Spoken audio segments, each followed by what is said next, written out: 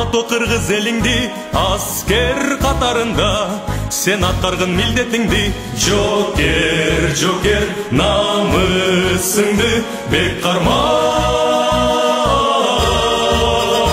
антын ыйык тутуп алга карай умтулуп намыс жансın жүрөгүңөн эл үчүн тике туруп антын ыйык тутуп алга карай умтулуп намыс жансın жүрөгүңөн эл үчүн тике туруп